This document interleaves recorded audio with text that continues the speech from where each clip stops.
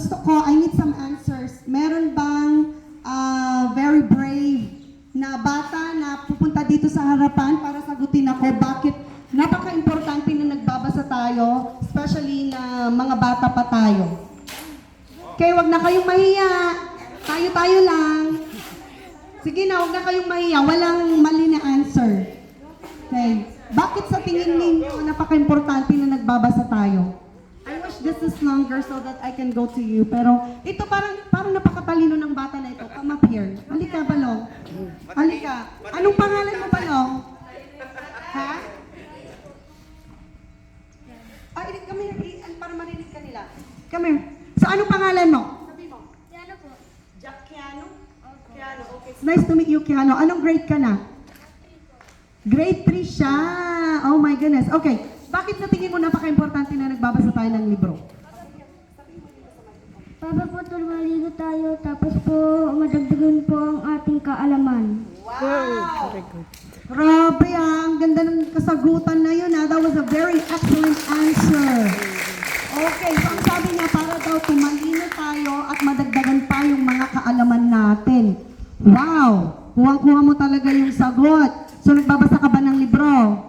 Okay, very good. So, anong masasabi mo sa experience mo sa pagbabasa ng excuse me, sa pagbabasa mo ng libro? Okay.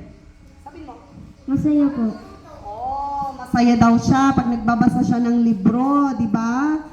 Yes, reading books, it's a form of entertainment. Lalo na kapag yung libro na binabasa ninyo, yung talagang very engaging, yung talagang yung maganda talaga yung kwento, di ba? Hindi mo parang yung nanonood lang kayo ng TV, di ba? Yung may mga episode sila, ganun. Tapos naiinis kayo kapag may commercial, ganyan. So ganun din sa pagbabasa ng libro. Minsan kapag yung nagbabasa ako ng libro na yung talagang gustong-gusto ko, minsan hindi na ako kumakain. Yung talagang gusto ko nang tapusin. Like I remember nung elementary ako, nauso nun yung mga pocket books.